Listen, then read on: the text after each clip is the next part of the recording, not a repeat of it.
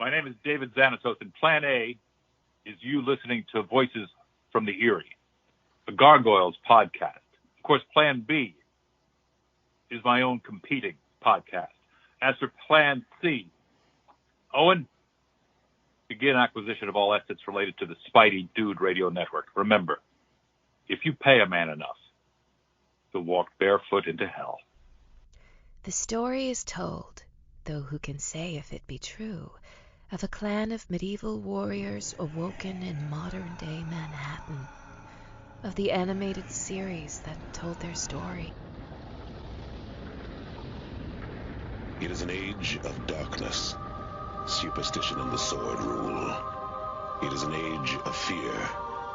It is the age of gargoyles. Welcome to Voices from the Eyrie, a Gargoyles podcast.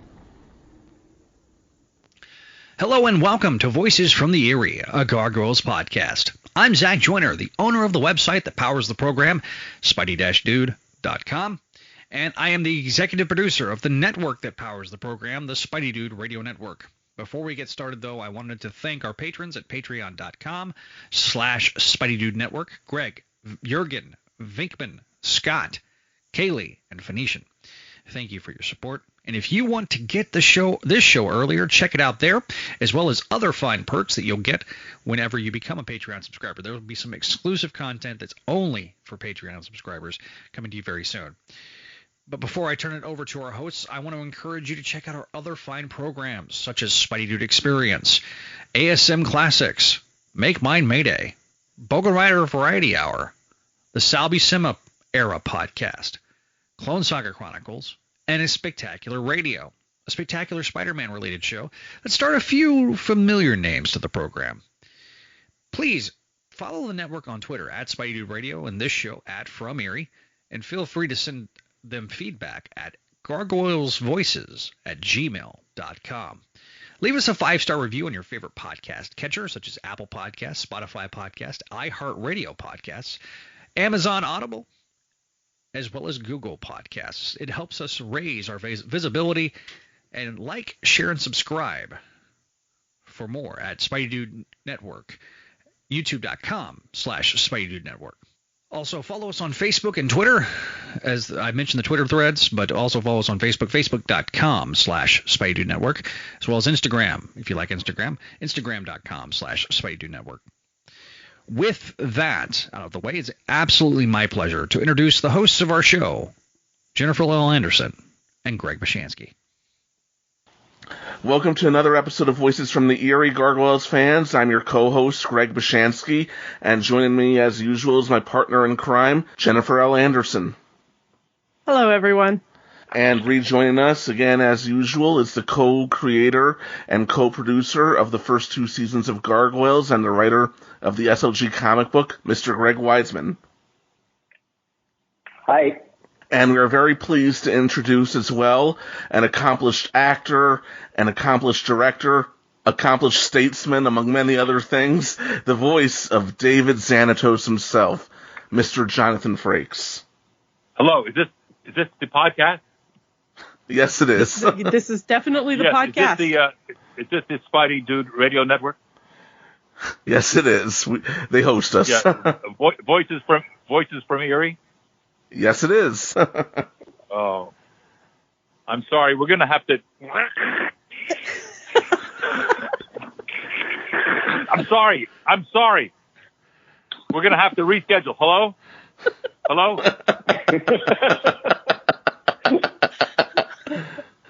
Hi, guys. Hi, aren't you glad I had coffee this morning? Yes, we are. How much coffee did you have this morning is what I'm thinking. I had 3 cups, okay? Don't judge me, Jennifer. Before we dive into our discussion, we do have a little bit of news. This is Nightwatch, reporting from New York, Travis Marshall. Tonight, more on the news that has rocked Manhattan, if not the world. On the NECA front, Demona is popping up in stores, and Bronx is expected to pop up shortly afterwards, but by the time this goes out, they should be widely available. Hudson is up for pre-order right now. The trio have been revealed, if not officially announced and solicited yet. They just teased Elisa, for International Women's Day, and considering who's here, even if he wasn't here, we're hoping they show us off David Xanatos soon, whether he's in his business suit or his power suit. Wow. And Jonathan, I didn't even think about him being in the Steel Clan suit. Like, that didn't even cross my mind. That would be freaking amazing. Well, you know what? It's an easy retool. Yeah, it's an easy retool to a Steel Clan robot, so they can sell the mold twice. Oh my gosh, I'm so excited that we're getting these figures. I'm such a nerd. I'm afraid we're out of time. This has been Night Watch. Sleep well. And Jonathan, we would like to get to know you a bit. How did you become an actor? Oh my God, I went to Penn State as a psychiatry major, thinking I wanted to be a shrink. And while I was there, how'd that work out? Well, ironically, as a director, it has been very helpful. I signed up to usher at a play. The play was called Indians. And the director of the play was walking down the hall of the Penn State Theater building. And he said, "Would you like to be in this show?" I said, "Well, sure." He said, "Well, you just have to sit on the floor and play a drum." I said, "Sign me up." So I went to rehearsals. It was Arthur Coppett was the name of the playwright, who wrote Oh Dad, Poor Dad, Mama's Hung You in the Closet, and I Feel So Bad, one of my favorite titles. So it was a theater company from New York. It was called the New American Theater or the Penn State. It was an equity theater company of actors who had decided to take a summer in the beautiful center of Pennsylvania. So as I was observing these actors from New York and Washington, there were people from Actors Theater Louisville and from the Arena Stage in D.C., and it became increasingly clear to me that this job, should I be able to do it for a living, was a much better job for three reasons. You rehearsed, you didn't have to go to work till like 10 or 11 in the morning. You rehearsed the play until dinner time, had a break, went to the theater at 7 o'clock, performed whatever play you were in rep doing that you weren't rehearsing. Curtain goes down at about 10 or 10:30. You go to the bar, you close the bar, leave with whomever you're leaving with, go to sleep, come back, rinse, and repeat. I thought, is this really the job of a professional actor? Turns out it wasn't quite that easy, but it sure was attractive to a 17-year-old. I can imagine, yes. Right? Especially the illegal drinking. Oh, yes, definitely. Sneaking into a bar. Yeah, perfect. So how did you take that and get into voice acting? Greg Weisman called me and asked me if I wanted to audition for, or somebody called me, Jamie, someone who had a crush on the Star Trek Next Gen actors. Oh, it's totally Jamie. It had to be Jamie. Yeah, and I had been trying. It's a very hard part of the business to crack. I mean, we had a lot of people on our show, Fagerbaki, for instance, and Welker, who were, pro voice actors, and Keith David to a certain extent. But you think of him as, I guess, as a hyphenate. Jeff Bennett's another example. Guys that do it all the time and make a great living at it. I wanted to be one of those guys. And Gargoyles was my first foray into a sort of recurring part. And it has been canceled too soon. Right, Greg? That is my opinion, yes. And mine. And mine. Yeah. I don't think any of us were ready to let it go. Oh wait, we haven't. Okay. Exactly. And fast forward, here we are, 30 years later. Okay, you didn't have to put a number on that. Okay, 35. Ouch. We actually haven't discussed it yet, but you mentioned Jamie and his crush on the cast of Star Trek Next Generation. I think we should discuss the abundance of Star Trek actors on Gargoyles. How did that come about? Well, I think it started with Marina Sirtis and myself. And then I believe my theory has always been that when we put Dorn on there, you guys put Dorn and Eyrie and Kate, etc., Brent, I think that Disney realized there was some bump in the crossover with Paramount and the Next Gen actors or the Star Trek actors that at least it didn't hurt. And Jamie's affinity for all of us and knowing. I mean, it was more specific than that. I mean, it absolutely started with Marina and you. And you guys got your parts by doing fantastic auditions. And the others got... Go ahead. I'm looking forward to this. Well, I mean, then, week in, week out, we're recording, right? And so if we're at a record and you guys are in the booth, right? And Jamie and I are in the control room, and Jamie's like, we'd be on a break or something like that. And Jamie's like, who are we going to need for next week's episode? And I'm like, well, we've got Goliath's brother, Coldstone. So he needs to be a big guy with chops that can, hold on, be able to work against Keith, right? And Keith has these big, deep chops, right? So it's like, well, who could we get? And, I'm looking through the window, through the glass, and you and Marina are sitting there, and I'm like, well, what about Michael Dorn? Exactly. So when we started, it was just the fact that you guys literally were sitting there. You were constantly reminding Jamie and I of this great ensemble that you guys had. So we got Brent and LeVar and later, we got Nichelle Nichols to play Elisa's mom. Avery was on the show. Yeah. Avery was. Call Meanie. Like a plan. Right. But at some point. So you're the guilty party then, Greg. Yeah. Me and Jamie together combined. But it was just sort of like at some point it was like, hey, we got someone from Next Gen. We got someone from the original series. Let's get someone from Deep Space Nine. And we would never have cast someone who was wrong for the role. But the whole operation at Paramount, the whole Trek franchise, had all these amazing actors in it. So we could always find something. And then, I think at some point we realized, oh, this is good. It doesn't hurt on the publicity side of things either. Right. So again, I mean, we would never cast someone just for publicity or just to get another Star Trek actor. But I mean, it was just a wealth of people. And I also think that you and Marina helped us out, like saying to Dorn and saying to LeVar and Brent and saying it's a decent gig, I mean, for Brent and it was Dorn, for example, it's like you walk in the door. There's no 4 hours of Klingon makeup. Right. No costumes. You don't even have to memorize the script because you can have it right in front of you. And we're all recording together, at least in those days. And it was kind of fun. And, it's not big money, but it's decent money for 2 to 3 hours of work, I think. And so you guys sort of topped it up, I feel like. And we got pretty much everyone we asked for. It was a great gig. All kidding aside. And I miss sitting in the semicircle and having, a lot of the cast there. I've done a number of shows there, and, they try to get people at the same time, and it's always more fun when you do. But, that was great. Plus, there were free donuts.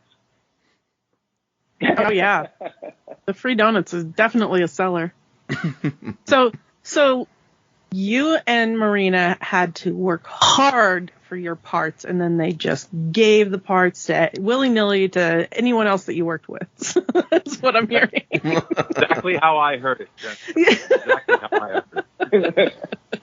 Well, I mean, that's kind of the way things work generally in animation, is that the executives, above our heads want choices when it comes to the regulars in the cast. So we have to hold all these auditions and that kind of stuff most of the time. But on an ongoing show, there just isn't time to hold auditions for every single part, that new character that comes in as a guest or even as a recurring. And so that usually just becomes a casting conversation between the casting director / voice director, which was Jamie for us, and the producers, which was Frank, Parr, and myself.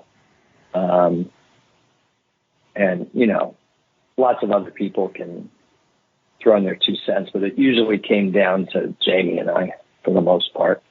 Sometimes Frank, but Frank didn't come to every record, just some of them. So it tended to be Jamie and I. Cool. And okay, so now you've got the part of David Xanatos. How do you go about developing that character? How did you become David Xanatos? Well, I thought it was quite prescient that the character drawing that I was shown either while auditioning or after getting the gig did not look unlike Commander Riker from Star Trek. Point. If Commander Riker had a ponytail. If he had a ponytail, but a different shape to his decorative beard. But it was, I certainly wasn't putting on any kind of voice, and the character was in the writing. His point of view was very, very clear in the writing. And Jamie and I remember.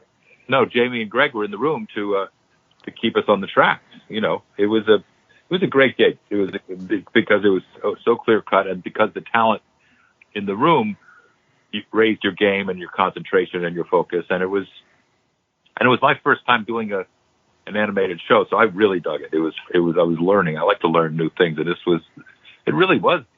I don't know. Was it really 35 years ago? 1994. That's not that long ago. 25-ish. 25 years ago. Pushing on to 30. We feel nearly as old as Jennifer. Yeah, Jennifer was only 2 when she first watched the show. Clearly. Absolutely.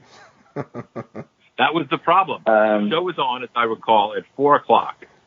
And the show was too smart. I've said this ad infinitum at conventions and in interviews.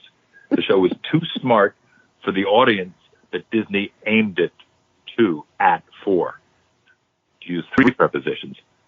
And I think because it was a heightened reality, and because it had the fearlessness to quote Shakespeare and have a sense of irony, and it was over certain kids' ages' heads, and that's why it's stuck with and has a popularity with a kind of a gamer, a smart gamer fan is a crossover for the Gargoyles fan, it seems to me. And a reader is a Gargoyles fan, in my experience. I think it definitely plays, like, kids like it because the creatures and the colors and stuff like that, but it definitely caught the attention of a lot of the parents of these kids. Yeah. And of course, this is the beginning of the internet fandom kind of thing too, and that helped really spin it and get it attention as well. Well, SpongeBob did the same thing. Yeah, quoting Shakespeare and all that. No, but I think about sitting around as a parent, enjoying SpongeBob, and things that I know the kids missed. Yeah, because there was something there that you could laugh at, even though they went over their heads. Yeah. It definitely did. I mean, there was a conscious attempt on our part to write on levels. In other words, you don't want to write stuff that the kids are aware they're missing something. You know, like if they're feeling like this isn't for me, then they're not going to want to tune in. And we had to hit our target demo, in order to stay on the air at all. But then the idea was to write so that there was stuff for, older kids and teenagers and college students and adults. And I think to a large extent we succeeded. We did have a question, though, because I've always suspected this, and I may be dead wrong, but I wanted confirmation one way or the other. So toward the end of Gargoyles, they cloned simultaneously, more or less. They cloned Will Riker, right? And he appeared on an episode of The Clone. Oh, yes. Appeared on an episode of DS9. And the beard was shaved. Right. And the beard was shaved to look like Xanatos' beard. And I had this feeling like as the clone, you were really playing Xanatos. Oh. You were doing Xanatos as Thomas Riker.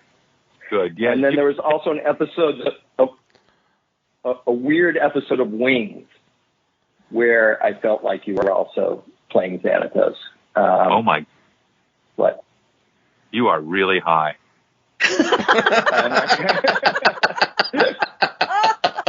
You were like this wealthy industrialist. Thomas Riker. I'm going to give you Thomas Riker, but I'm not going to give you that. That was like a skirt chasing character in Wings from the 50s. That guy. He was like a traveling salesman. No, he was like a wealthy industrialist. That's why I thought it was Xanatos. Plus the beard was again shaved in the Xanatos fashion as opposed to the Will Riker fashion. But there was no ponytail. So I might be high. It happened. Okay. And, Greg, we talked about it very little in the past, but from behind the scenes, the development of Xanatos as a character, where he started and how he ended up. Oh, well, I mean, going way back to the beginning when it was a comedy show, it wasn't a drama, it wasn't the show that you saw. Xanatos was, first off, he was named Xavier. We didn't have the name Xanatos yet. And he was more of a comic villain in the mode of Captain Hook from Peter Pan. And that was a fun show, but it didn't sell. And it was very different. I mean, all the elements were there, all the pieces were there, but they all had a different feel to them. Again, it was all more blatantly comedic. And so when we redeveloped the show as a drama, Xanatos, first off, got the name Xanatos, David Xanatos. And he became this very sort of suave, sophisticated character. And I think a character that, for the time at least, was really very different. One of the things that I remember talking to Michael Reeves, the story editor and writer of the episode we're going to talk about shortly, I assume, was that I was really tired of villains who were petty. These big villains who were incredibly petty, or like their minions would fail to kill the heroes and they would kill their minions. And sort of like, well, but you keep failing to kill the heroes. It's clearly difficult to kill the heroes. So why are you taking it out on the little guy? And so we just, I think Michael and I playing off each other, Xanatos just became increasingly sophisticated. And when Jonathan came in and we now had his voice in our head, he just became this fascinating character who wasn't out for revenge, who had his goals, but they weren't about destroying the world or anything like that. The world had served Xanatos very, very well. He was doing incredibly well in the world, so he had no desire to destroy it or conquer it or anything like that. He had certain goals. One of them was immortality, right. and other things. And so he would work towards those goals, and he had so many goals that any specific episode, he probably was doing 2 or 3 things at once, and the gargoyles would triumph. And we've talked about this before, in order to avoid what we call villain decay, which is that every time a villain shows up, inevitably, because the heroes win, and then at some point the audience stops feeling like the villain's effective. So one of the things we did to avoid that with Xanatos specifically is we'd have these tags at the end where it was revealed that, the gargoyles won this specific thing, but really Xanatos was about 2 or 3 other things, and he won all of those. And nowadays they actually on TV tropes call that the Xanatos Gambit, which I just love that they named the whole trope after him. But a worthy trope. Back then, Michael and I, it is a worthy trope, and that was certainly the way. Back then, Michael and I just called it the tag, the Xanatos tag. And at the end of the show, we'd reveal that Xanatos had all these other things in mind. And so, yeah, he didn't find out the gargoyle's home base, but he'd get to that eventually. And in the meantime, he proved 6 other things that he needed to prove. Tested his suit, show that Yes. that we were going to watch or talk about, Yeah. and revealed that it was that the suit worked, and that he had a lot going on. He was a public servant of sorts and a very public figure, a little bit like our boy on Succession, but he oozed charm and money and was not afraid to use both. Anyway, before we proceed into the episode, I do want to say, on a personal note, I remember my reactions to this episode and the character, where it finally cemented in my head who he reminded me of when we got to this. The internet loves to say, and this is not my analysis, that he's an evil Tony Stark, which I find to be a pretty superficial analysis myself. But when I was watching the show way back in the day, and maybe this is because I was practically raised on Greek mythology, I recognized the Greek origins of his name. By the time this is over, I was thinking, this is a modern-day evil Odysseus. He could fly, and did he fly to the sun like Daedalus? Well, Odysseus, but from the Odyssey. I never saw him as evil, like manipulative, just flat out evil. Evil, I think, like Maleficent, like that's their whole being. When you say evil, I think he was just very self-serving and ran out of challenges for himself and kept trying to do one more thing, one up himself, kind of ad nauseum. I mean, we definitely talked about back in the day him being not immoral but amoral. Yeah. Excellent. And that, I think, is how we viewed him. I mean, I think the Tony Stark, Bruce Wayne thing, that might have been a little bit I'm a comic book guy, so I'm not saying that there wasn't some awareness that we were casting an antagonist in a role that you usually give to a good guy, and that was part of the fun of the original pilot, which was that you think Xanatos is the ally of the gargoyles, but he's really just trying to use them. But I think what's wonderful in this episode, and I just love Jonathan's read of these lines, but it's like when Goliath confronts Xanatos, and Xanatos is waiting for him, is standing out on the castle in a trench coat, just waiting for the gargoyles to show up because he knows they're gonna. Right. And then, Goliath is just infuriated with this guy, and David is so calm, so chill, and so charming. And when Goliath bends that lamppost and flies off, and David's reaction is like, "You're taking this all too personally." Well, also, he'd had a rough show anyway because Elisa had told him he'd become too public and shown himself too often. It was not a good period for Goliath. I mean, it's inevitable. Is so smooth in that scene. He is just so smooth. It's just so cool to me. Another moment at the very start of the episode which established him as different is when he loses that judo match to Owen, and Owen offers to pretend to lose, and Xanatos threatens to fire him if he'd actually do that. Yeah. And I'm thinking there's so many minions who would placate their boss's ego, and I think it was John Byrne, there's an issue of Superman where Lex Luthor's sensei beats him in a martial arts match, and Lois Lane sees this and laughs, and because his ego is wounded, Lex has the guy killed. Yeah, that's exactly the kind of thing I was talking about. That I was just tired of that.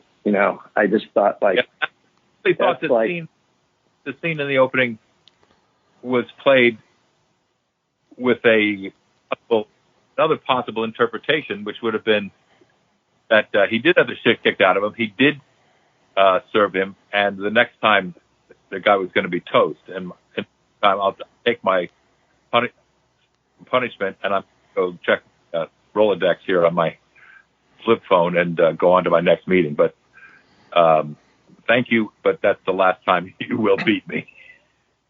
Yes, yeah. You've showed me I have a weakness. I will correct that before the next match. Yeah. Exactly. That's the vibe I got too. Right, and it also, there's an interesting bit there where, you know, he's meeting with this Emir. And by the way, back then we had no idea we were going to introduce Tony Shalhoub as the Emir. I mean, at the time it was just like, you know, Michael Reeves threw out that line just to sort of indicate that Xanatos meets with important people, and Xanatos himself is so important that if the meeting's at 2, Xanatos says, tell him to make it 1. You know, because he's asserting his authority. Yep. And, I mean, this episode, among other things, is just chock full of stuff that we later said, oh, we should do something with that. We should create the Emir character and have him come on the show. You know, we should do something with that Eye of Odin. That's a cool name. That's a cool looking thing. We should do something with that little... If it's such gravitas. You know? You gave the Eye of Odin such gravitas in the presentation to the city, or to the, you know, right, and that supercilious speech about wanting to share it with the world, and it was set up for something. Right, but I don't think we knew it then. You know, I just think, you know, part of the game for us was to pay attention to the stuff that we wrote and go, okay, there's a hook there. I'm not quite sure what it is yet, but we've got to pick that up at some point, you know. And there's tons of that. Matt Bluestone. Well, they mentioned the research facility, and, you know, like, who's going to be running that research facility upstate, you know. So there's a lot of little things. Right. UFOs, Loch Ness, secret societies. Yeah, we ended up doing all that stuff that just gets thrown away here. And it seems, I think at the time, like we had all these great genius plans. Look how far in advance they planned this stuff. And I'm not sure we did plan all that stuff so far in advance, but we were at least alert enough to pick up on that. And so, you know, we did Loch Ness later, and we did UFOs later, and we did secret societies later, all those things that Matt sort of throws away. The idea of Matt Bluestone being sort of a conspiracy nut, that was pure Michael Reeves. And then, you know, Tom Wilson was so great as Matt. And Tom is one of the single funniest guys in a booth, like, ever. Oh, yeah. The second I met him, he just destroyed me. Like, I thought I was one-upping him, and he just set me up and let me fall. It was hilarious. Nice. Yeah, Tom is very funny in the booth. And then I thought the late, great Charles Hallahan's in this episode as Travis Marshall.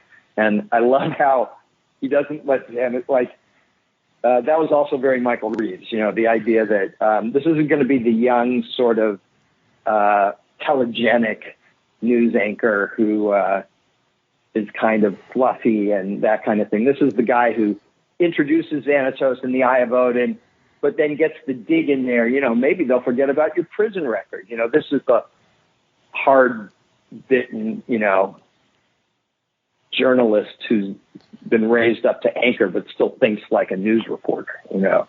And that was very Michael Reeves, and I thought Charlie just did a terrific job as Travis Marshall. This is his first episode, but he continues on as a recurring character for the next 2 seasons.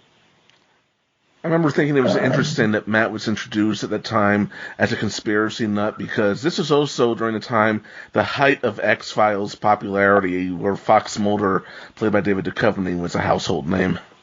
Yeah. Especially in Jennifer's house. Especially in my house.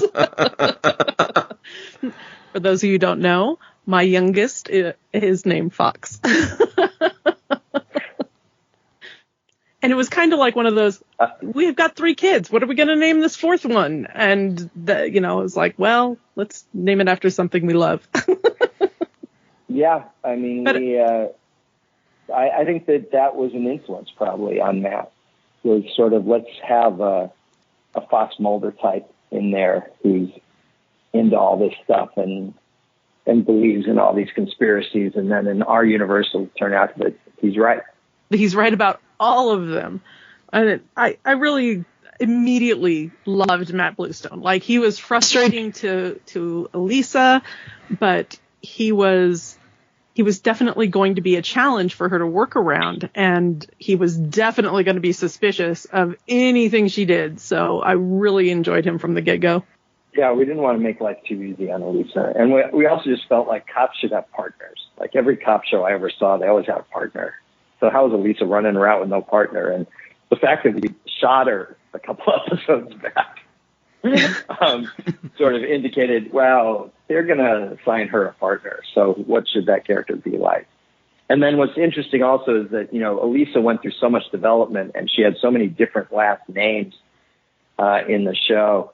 And almost all of Elisa's last names show up in this episode, because she was Elisa Morgan at one point, and that became Officer Morgan, and she was Elisa Bluestone, and that became Matt Bluestone, and she was Elisa Chavez for a long time, and that became Maria Chavez, the captain. So like all the various nothing got wasted on this show. If we came up with the last name and we didn't use it, we used it for somebody else. Recycling. Mm-hmm. And you introduced the Eye of Odin, which I believe you once said came from the Sega Genesis game originally. Yeah, I think it did. I think I'm trying to remember if they came up with it or we came up with it. I mean, they definitely developed it before we did, without a doubt, into something important as opposed to just what it is in this episode, which is a MacGuffin. And we used it slightly differently, and they had a different design, which I always thought was, given the name of the thing, was better, because their design was like an eye surrounded by raven wings. It felt very Norse. Yeah, it felt very Norse in the game, which makes sense because it's the Eye of Odin, leader of the Norse gods. And instead, our Eye of Odin on the show looked kind of Egyptian to me, which I always thought was sort of weird. But, the realities of production were such that there wasn't time, they hadn't designed theirs yet. And even if they came up with it, they, by the time they designed it, we were too far down the road to change. And it looks cool. I like the Eye of Odin on our show, but I just think that the one that the game developers designed looks more Odin-y than our stuff, which looks more Egyptian. But or Asgardian. Yeah, Jennifer and I were discussing the animation in this episode earlier, a stark contrast to Enter Macbeth. This is one of the best-looking episodes of the entire series. The action sequences in this episode are spectacular. Truly, like, everything is so well choreographed. Everything, all fits together so well. Everything from Goliath's tail swish and everything is just so well animated and so smooth.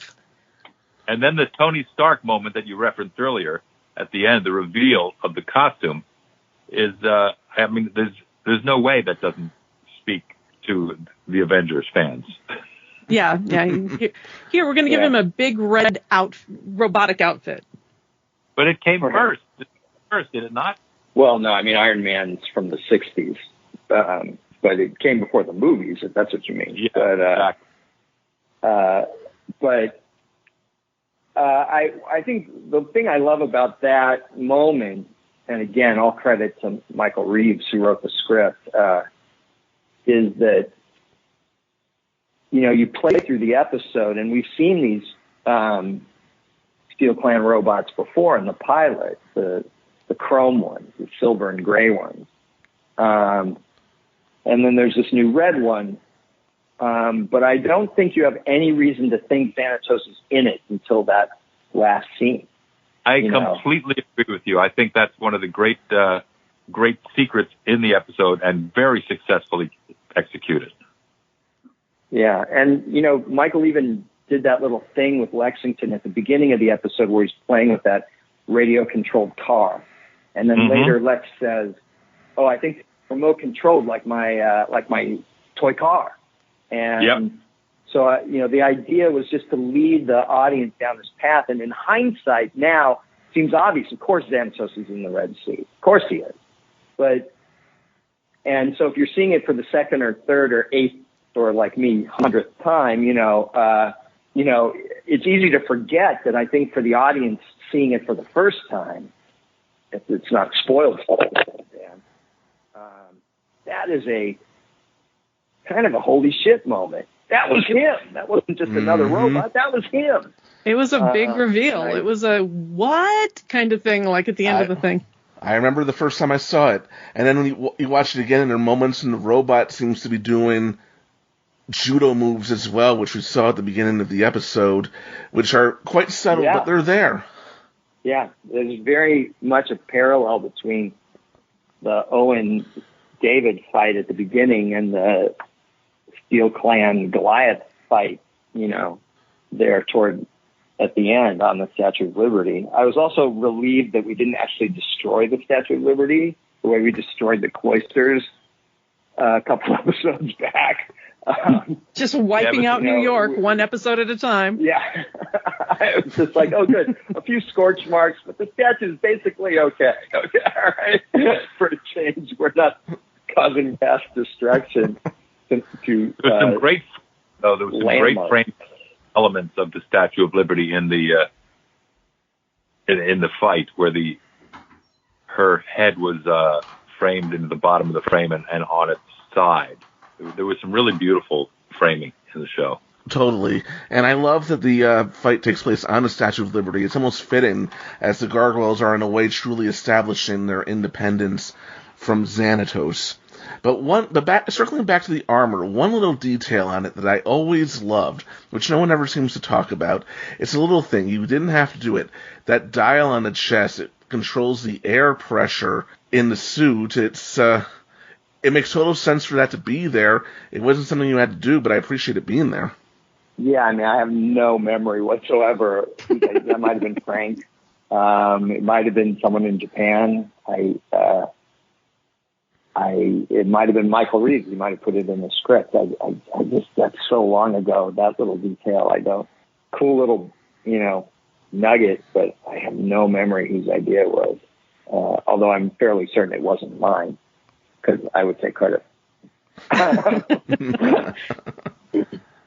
I really loved that Broadway got to shine in that fight. Yeah. Like, he took out both of those Steel Clan robots. He was just a real badass in that whole fight. Yeah, we tried to spread the wealth among the gargoyles Goliath's always sort of the biggest badass warrior of the bunch, but then among everybody else, we always tried to, spread the wealth, spread the glory between them, and this felt like Broadway's time, I guess. The image of Brooklyn on the back of the Steel Clan robot getting electrocuted used to be the background of my computer for forever. Nice. I absolutely I don't know why I think people getting electrocuted is hilarious, but I do. And it was just so funny. Oh, Jennifer, you reveal yourself yet again. It's the funniest thing ever. Yes, and the robots performed much better this time than they did in the Awakening 5-parter. I mean, there was a lot more suspense to this fight than that one, and I just love it. And you learn so much about Xanatos here. I love the idea that he, like Goliath says, he doesn't want to destroy them. He wants to dominate them. Why take these pieces off of the board when they could be useful to him? And for Xanatos, being able to use them, they may not even see him, but he could throw something their way that urges them the way that he needs them to go. He's just that crafty. That was always the idea, is that, you kill something, it's gone. It's off the board. It's not a piece you can use anymore, for the most part. A few exceptions, I guess. Cold Stone's an exception.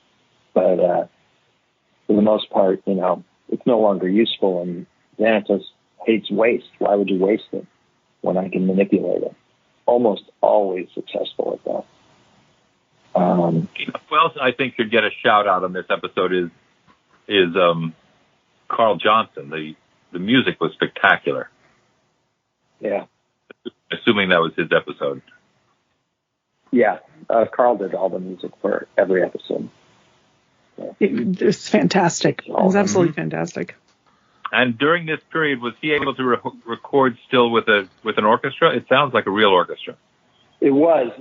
What we did as a budget saving measure is that we recorded the first 5 episodes with an orchestra, and then we single out specific pieces of episodes. One that I specifically remember was the previous episode. We created a theme for Macbeth in the episode we just did last time. But we didn't have the budget to fully score every episode, so we had a music editor, Mark Perlman, who would take the library of music that Carl had, conducted with the orchestra, composed and conducted with the orchestra, and he would. Mark was brilliant at using all the various pieces that Carl had done to fully score every episode, even if we didn't have, and I can't remember now if this was one that Carl did a chunk of, or if this was one that he fully scored. But I'd lay odds that this is probably one that Mark just found from what Carl had already done and scored it to picture by editing it to picture with existing cues. An incredible craft done right. Yeah. And we don't do it that way anymore. Nowadays, the money saving is that you're almost in television, that is. It's obviously different for like a feature film or something. But in animation and television, we do score every episode individually. But we're not really using a full orchestra. They're using electronic to mimic the sound of an orchestra, and it works for the most part. And every once in a while, you're like, okay, this instrument is really going to be featured, so we need someone to come in to play this one instrument. So the drums and the horns and such and such and such and such are all going to be, really synth. But hey, that guitar, this needs to really sound like guitar, like.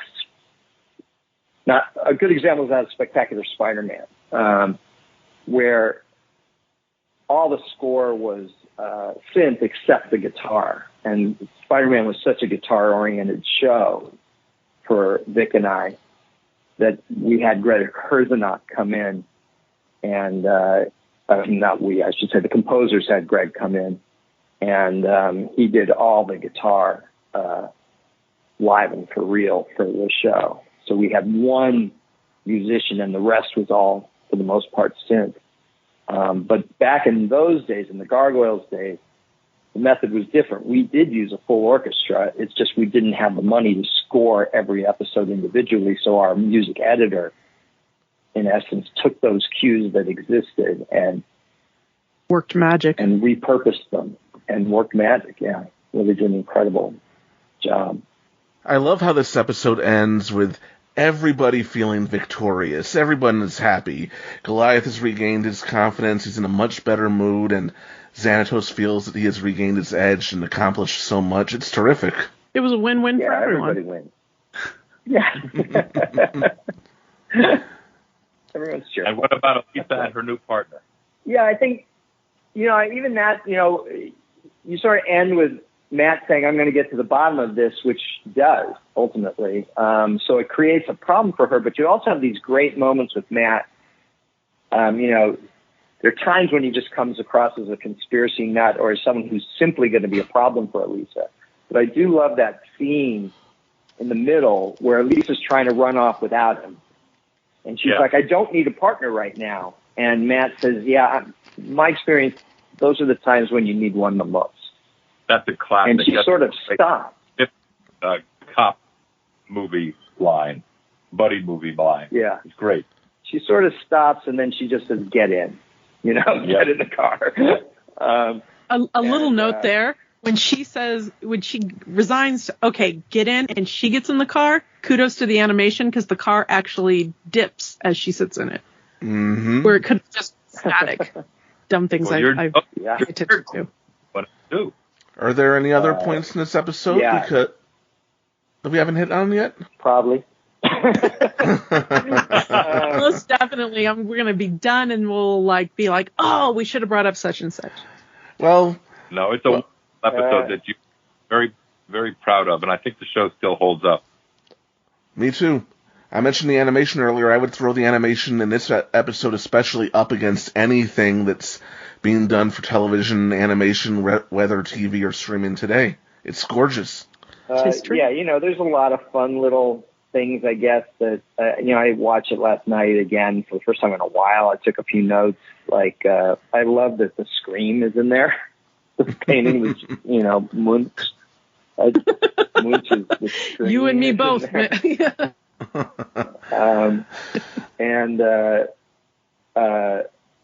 reference to Stranger in a Strange Land and the Dostoevsky joke. And it's just sort of like, seriously, it's like Reeves and I were just shameless about saying, hey, you guys should be educated.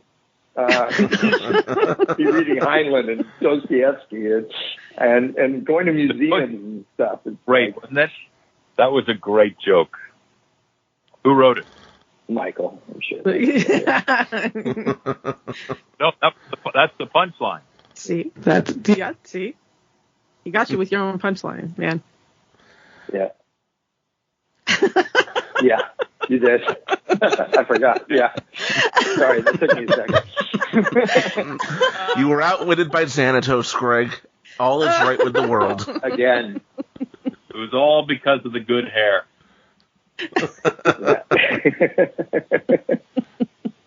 So it's just, this one was a lot of fun, and again, it planted a lot of seeds for stuff coming down the road. Some stuff that we did have planned, but also a lot of stuff that at that moment we didn't.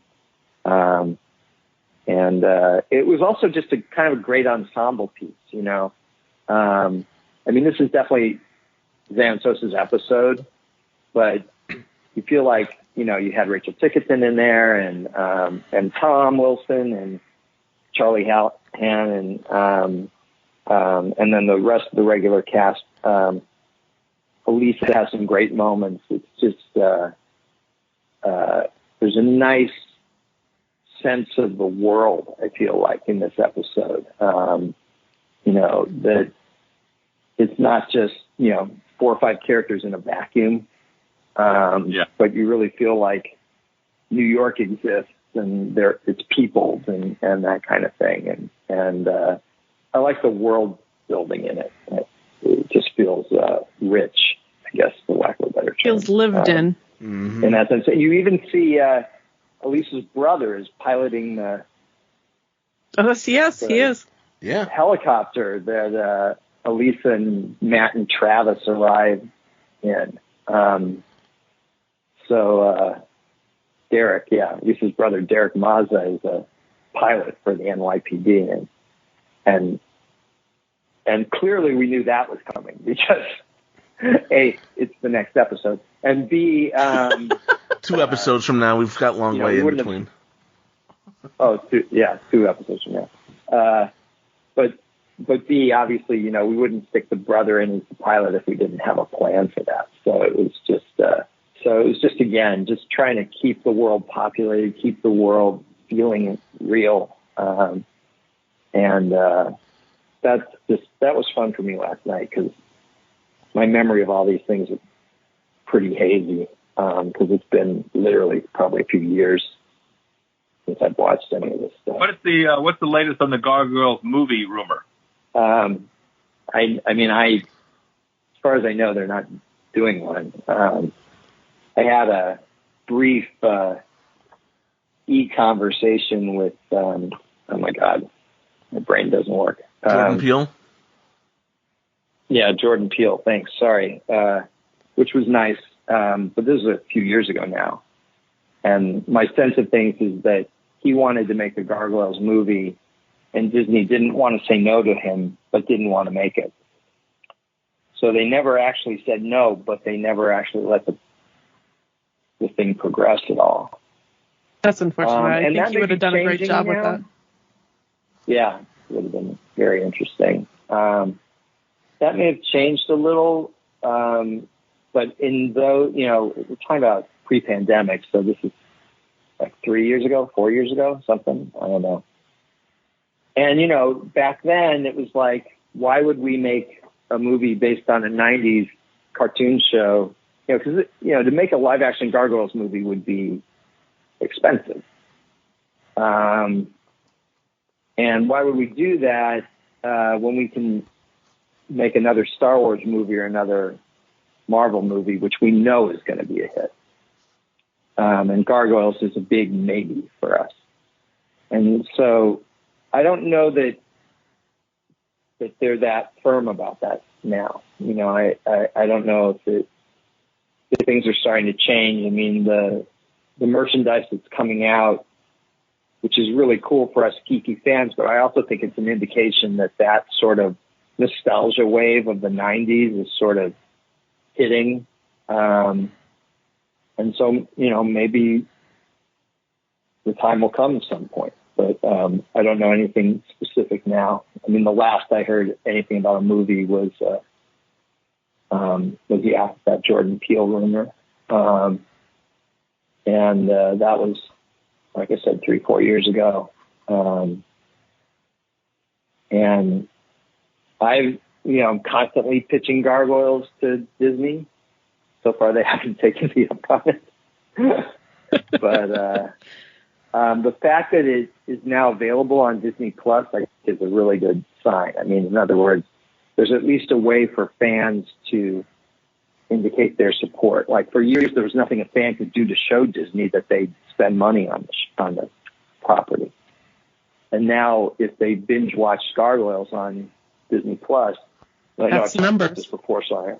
Yeah. But yeah, those numbers, those could potentially make a difference to the powers that be at Disney and make them go, maybe there's something here that we should be doing something. Well, us, we won't give up. We're stubborn. But there's nothing we would like more than to one day hear you voice David Xanatos again. You and me both, you guys. Some revival where we get to hear that voice as David Xanatos again. Yes, please. Or Coyote, if it's $21.98. True. Before we wrap up, are there any projects either of you would like to plug? I'm doing Star Trek Picard. I directed a couple of episodes in both of the last 2 seasons. I'm up to Toronto to do the new Star Trek Strange New Worlds, and then cross town to the 5th season of Star Trek Discovery. So I'm up to my ass in Star Trek at the moment. Well, they're all doing extremely well. They've definitely all got my attention right now. Got it. You watched Picard? You see Q with Picard the other night? Oh my gosh. No, I'm trying to finish. We're trying to finish. Beth and I are trying to finish Discovery first, and there's one more episode of Discovery left to drop. So we're waiting on that before we start Picard. So don't give too much away here, please. All right. I'll get Keep to it to ourselves. I'll get to it soon. But I will say that for season 1, I was really happy to see you and Marina reprise your roles. And do those pizzas taste any good? That was so great to get back. I was intimidated to go back. I hadn't acted in about 10 years, so it was. And I had just finished a couple of episodes with Patrick, so I knew he was at the top of his game. And Marina had just closed in a play in the West End in London. So I was afraid I was going to get buried by my friends, but Michael Schaefer got me the script early and I was able to prepare. So it was like putting on slippers or pajamas or whatever. It's what's funny. A friend of mine who is all things Star Trek. He is such a Star Trek fan. He has no idea we're talking with you today. He is going to freak out. But he was talking about Picard. And he was like, last season, seeing them all together, it felt like coming home. He was just so emotional about it. Okay, but I want to know more about your kid, Deanna and Will's kid. Right? I was like, they've got a kid. We have 2 kids. One of them died. Yeah, I know. We'll do that in the origin story. We didn't want to break it up, but okay. The Rikers in space. You guys have been a real pleasure. Thank you so much. Thank you. Absolutely. It was a pleasure. Enjoy you having you here and appreciate your patience with everything. I'm sorry about the pre-show. And I hope we had fun. The tire rotation works out for you. Yeah, thank you very much. And Greg, do you have anything you would like to plug for early May? Well, if it's May, then we're in the middle of the second half of the fourth season of Young Justice. Is dropping weekly on Thursdays on HBO Max. And it's not too late to get the movie Catwoman Hunted, which features Jonathan Frakes as King Faraday. That's right. And Keith David. That's right. And Elizabeth Gillies is Catwoman, and Stephanie Beatriz is Batwoman. It turned out really great. I didn't produce it. I wrote it, but I didn't produce it. But I was really happy with how it turned out, and it was great. Unfortunately, I couldn't be there for any of the recording. Did you record yours pre-pandemic or post-pandemic? Do you remember? Pre-pandemic. Jonathan? Pre-pandemic. Yeah, I wasn't able to be there for that, and I missed out on not being able to see everybody. But I was really thrilled with how it turned out, and Jamie Thomason obviously directed that. Did a terrific job as always. But don't tell him I said that because it'll go to his head. Oh yeah, yeah, totally. Yeah. And so that's available. So you can get that digitally or on Blu-ray. And so please do. And keep binging Gargoyles and keep binging YJ. Definitely. Yes, please. All right. I want to thank everyone involved tonight. I want to thank our listeners. Jen, thank you as usual for being a great partner in crime. Greg, thank you for everything you do. And Jonathan, thank you for coming. We really appreciated it. I said early on This was a good time. This was a good time, guys. Yes, it was. I said early on when we started, getting Jonathan Frakes would take an act of God. That was my cynicism at work. And you know what? Maybe it was. And he smiled upon us. But thank you. Thanks so much. Peace out. All right, Peace take out. care, guys. And join us next time for Long Way to Morning.